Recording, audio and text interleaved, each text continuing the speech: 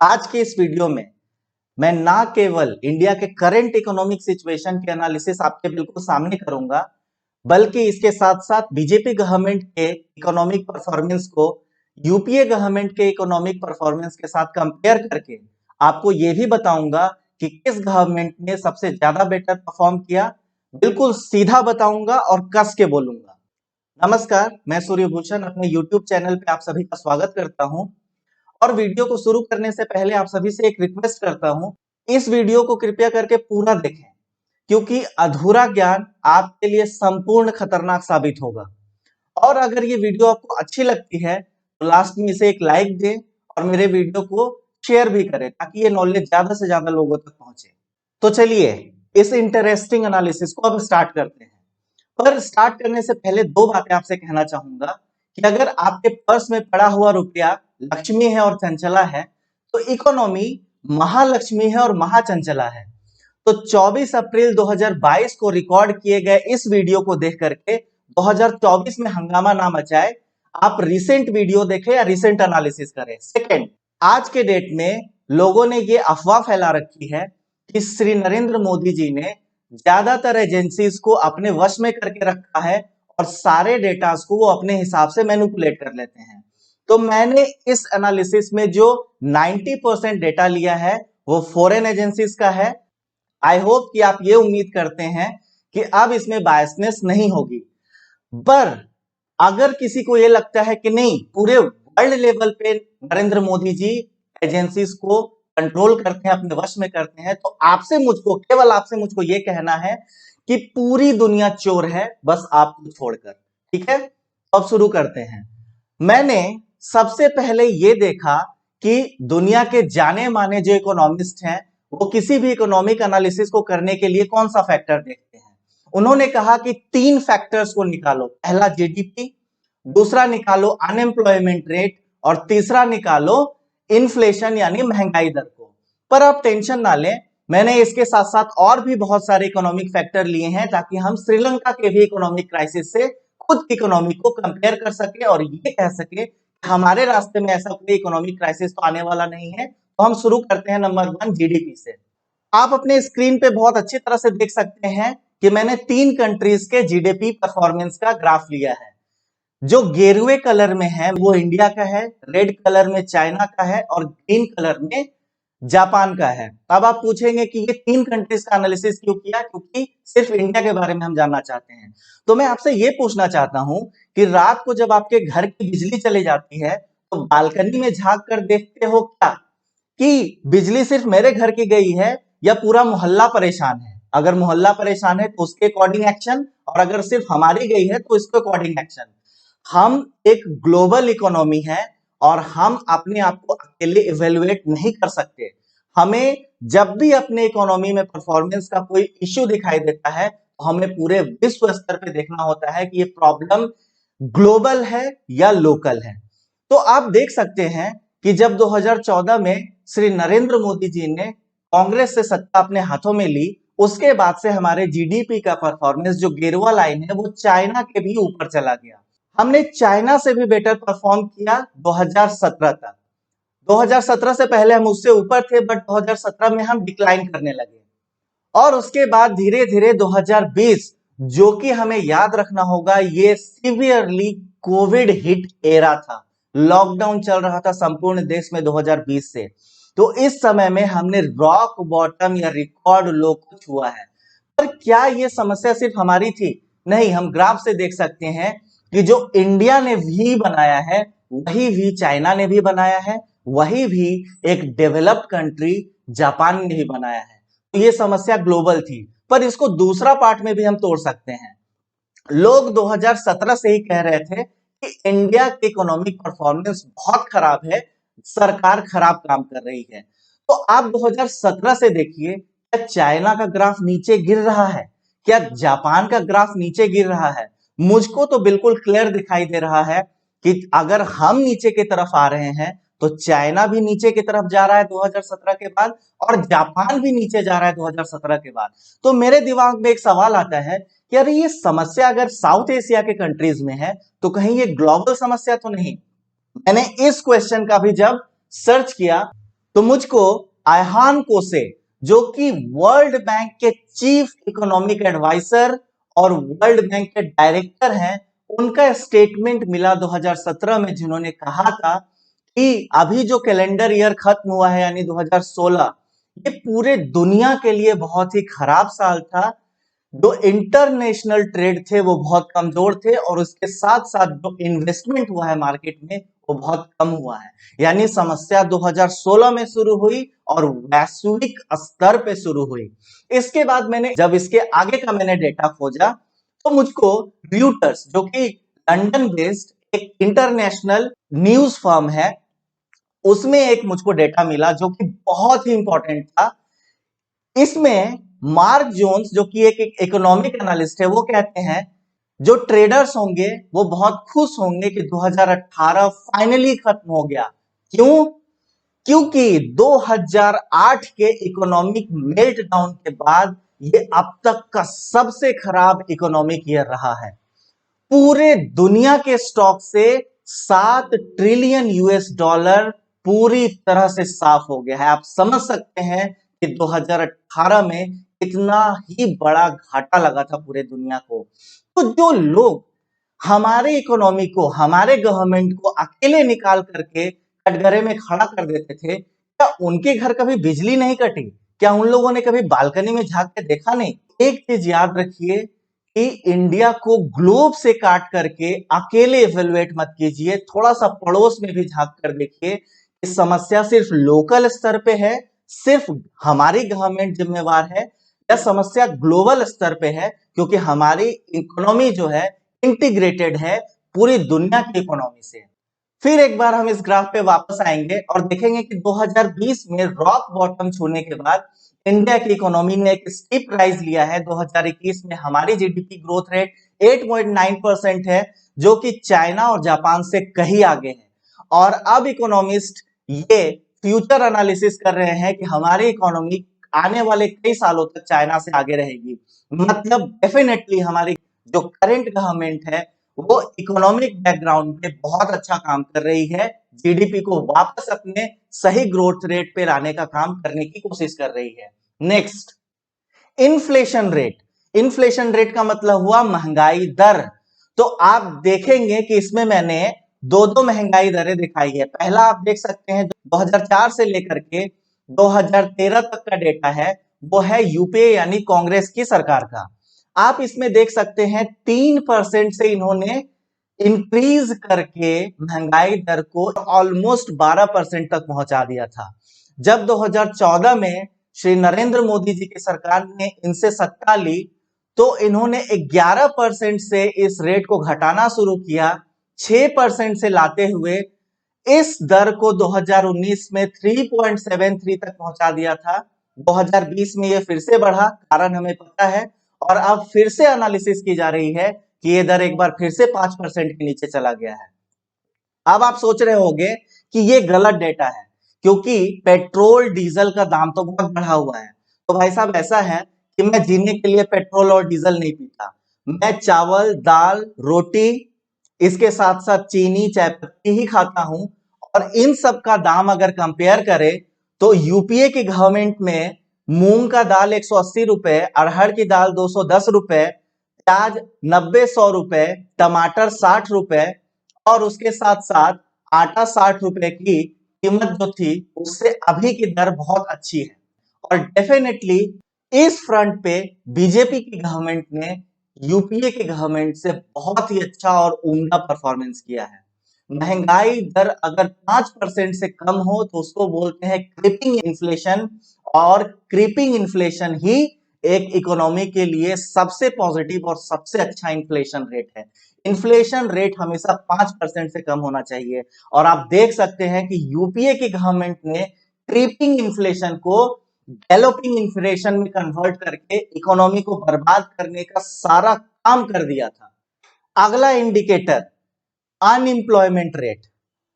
जब 2004 में यूपीए की गवर्नमेंट आई उसके बाद अनएम्प्लॉयमेंट रेट घटा 2008 तक। 2008 में इकोनॉमिक मेल्टडाउन आया, इसमें मैं यूपीए गवर्नमेंट को दोष नहीं दे सकता क्योंकि ग्लोबल मेल्टडाउन था, अनएम्प्लॉयमेंट रेट बढ़ गया। पर वो 2013 तक उसी रेट को बढ़ाते चले गए। लेकिन 2014 में जैसे ही श्री मोदी जी की गवर्नमेंट ने सत्ता संभाली, उसके बाद वो अनएम्प्लॉयमेंट रेट 2019 तक लगातार गिरता रहा। और आप किसी भी न्यूज़पेपर के आप एनालिसिस को उठाकर देखिए, हर कोई यही कह रहा था कि अनएम्प्लॉयमेंट घट रहा है, लोगों की एम्प्लॉयमेंट बढ़ रही है। पर 2019 के बाद आया 2020 और कोविड ने सब कुछ खत्म कर दिया। जब पूरी इकोनॉमी बदल गई, जब पूरी की पूरी अर्थव्यवस्था बंद हो चुकी थी, तो आप देख सकते हैं 2020 में अनएम्प्लॉयमेंट रेट 7.11% है। इसके लिए भी किसी गवर्नमेंट को दोष नहीं दिया जा सकता। अगर 2008 में मैंने कहा कि इकोनॉमिक मेल्टडाउन था, कांग्रेस को दोष नहीं दूंगा, तो उसी तरह से 2020 के लिए मैं अकेले बीजेपी को दोषी नहीं मान सकता। तो अब ये देखना है कि 2020 तो ठीक है, पर अभी हम 2022 में हैं।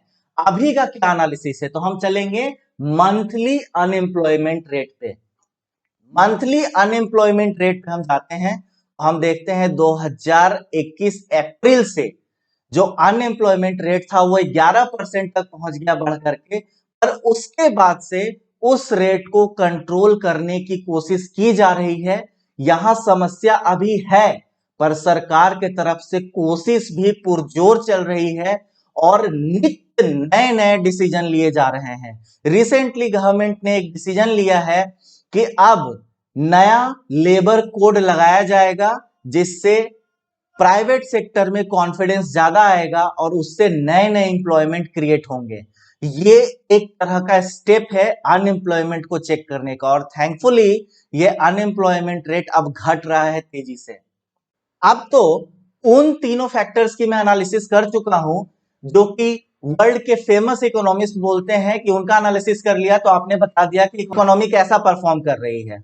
पर श्रीलंका की इकोनॉमी में हमने देखा कि और भी बहुत सारे फैक्टर्स थे जो उसको इतने बड़े इकोनॉमिक क्राइसिस में लेकर चले गए, इकोनॉमिक क्राइसिस के चंगुल में फंसा दिया। तो मैं फर्दर और भी एनालिसिस करना चाहता था इंडिया की इकोनॉमी का, ताकि हम ये देख सके कि क्या हम किसी इकोनॉमिक क्राइसिस की तरफ जा रहे हैं। तो पहला था डेब्ट टू जीडीपी रेशियो इंडिया का क्या है। अगर आप ये स्टैटिस्टिक्स अगर देख रहे हैं अपने स्क्रीन पे, तो आप देख सकते हैं कि कांग्रेस की जो सरकार थी उस वक्त में डेट टू जीडीपी रेशियो कम था एज कंपेयर टू बीजेपी की जब सरकार आई। करेंटली तो ये 90% तक पहुंच चुका है। इसका मतलब क्या है कि अगर हमारी जीडीपी 100 रुपए है, हमारे जो ऋण है गवर्नमेंट के वो 90 रुपए है। यहाँ पे मुझको देख के लगता है कि कांग्रेस की सरकार ने बेटर परफॉर्म किया है।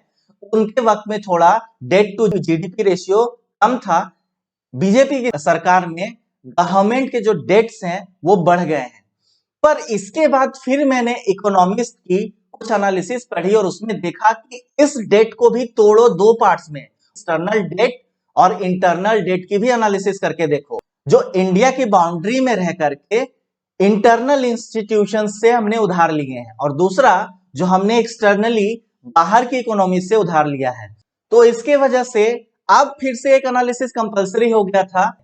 तो इसमें अगला डेटा जो आता है वो आता है कि India external debt to GDP ratio. अब इसमें मैंने श्रीलंका को भी इंक्लूड किया है ताकि हम ये देख सके कि श्रीलंका के ऊपर टोटल एक्सटर्नल डेट कितना था और हमारे ऊपर टोटल एक्सटर्नल डेट कितना है। आप ग्राफ में आसानी से देख सकते हैं कि हमारा जो एक्सटर्नल यानी बाहरी देशों का जो उधार है वो 21-22% और अभी तो घट करके ये 20-21% के आसपास आ चुका है।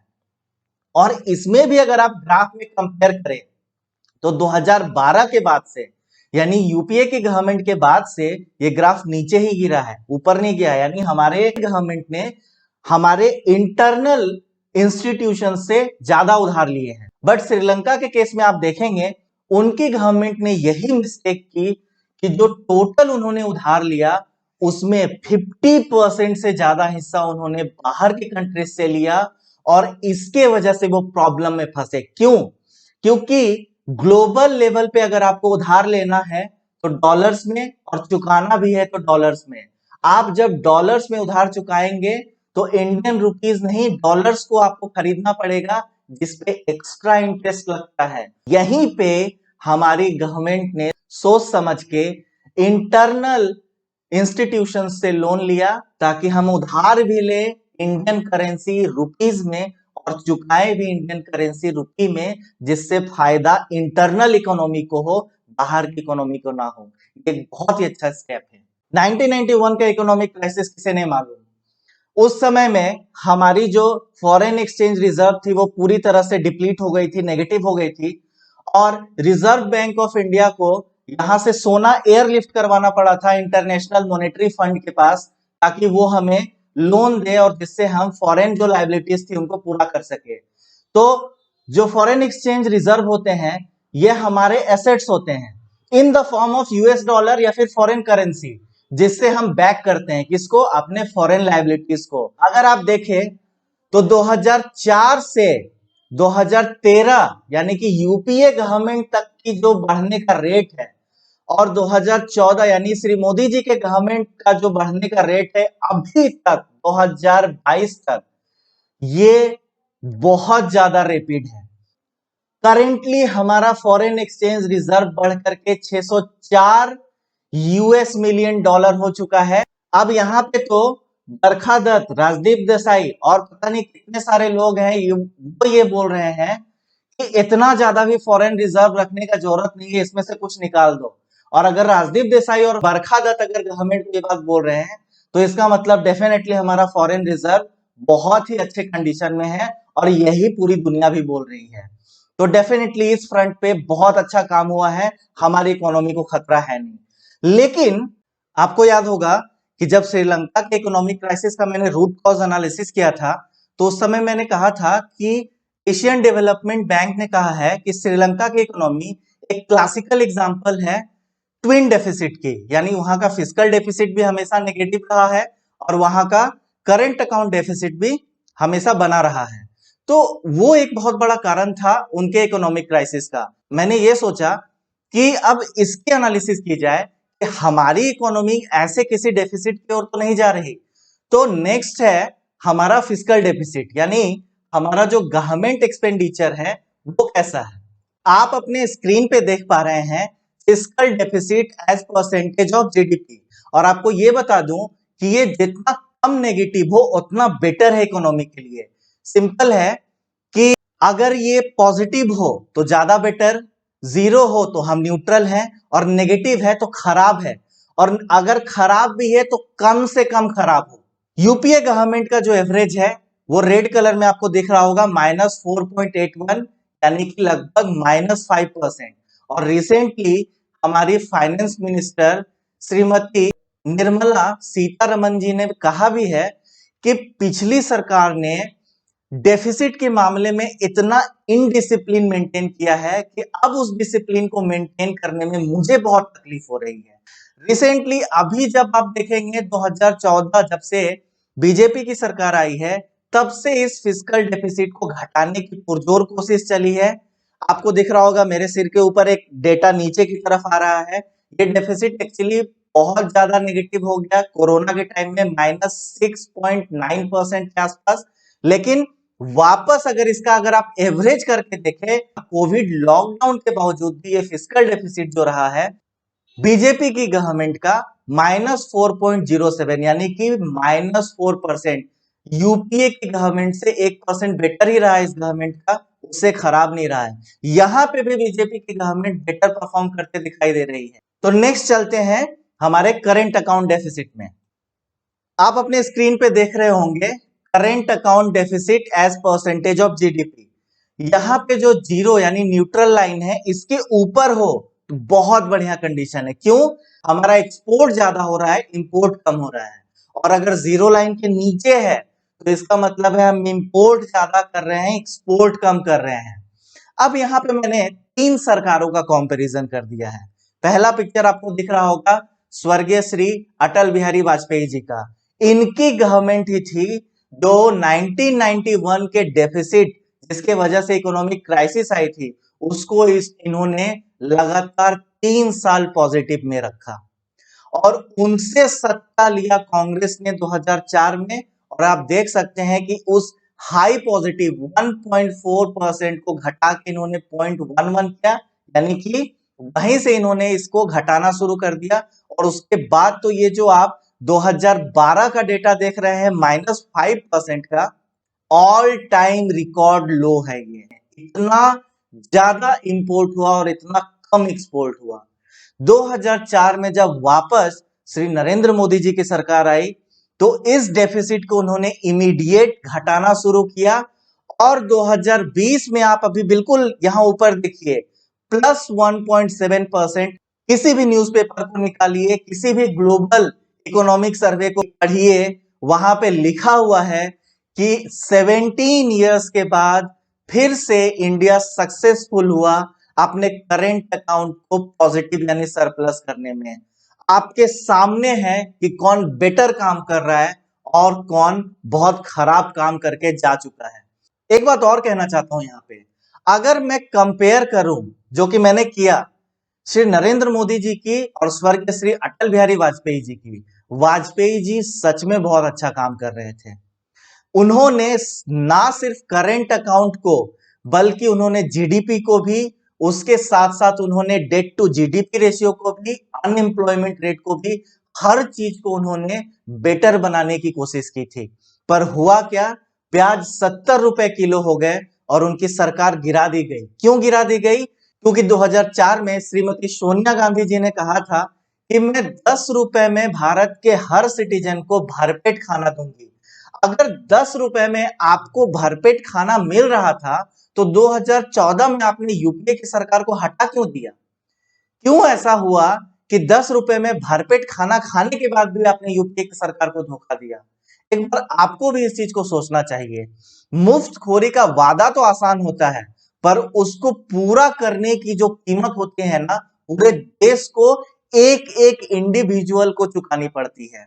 बहुत बड़े इतिहासकार ने कहा है, बहुत बड़े इंसान ने कहा है कि इतिहास से सीखो वरना खुद इतिहास बन जाओगे। पर जब मैं नई दिल्ली की और मैं पंजाब की इलेक्शंस को देखता हूं और एनालिसिस करता हूं तो 300 यूनिट फ्री बिजली, फ्री का पानी, फ्री का सरकारी इलाज, और मुझको लगता है कि फिर से ये जनता मुफ्तखोरी के जाल में जाके फंस जाती है। आपको भी हिस्ट्री से सीखना चाहिए और इस गलती को रिपीट नहीं करना चाहिए। कंक्लूजन का वक्त आया है। अगर आप मुझसे क्लियरली पूछना चाहते हैं कि मेरी राय क्या है, भाई पूरा का पूरा डेटा आपके सामने है, वापस अगर रिवाइंड करके देखना है देख लो। बीजेपी की सरकार तब भी 2004 से पहले और अब भी 2014 के बाद से बेटर काम कर रही है।